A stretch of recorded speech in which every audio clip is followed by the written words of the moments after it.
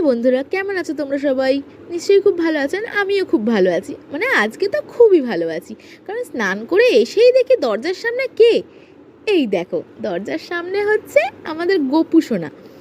মানে এনারা দুজন না বৃন্দাবন থেকে এসছিলেন, মানে গোপুকে আর কি ভ্রমণ যাত্রা করানোর জন্য।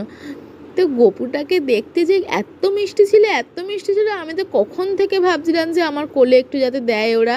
আর জুলি রোজি না তখন থেকে বলছিল, মানে ওরা আর কি জেলাস ফিল করে, তো তাই না?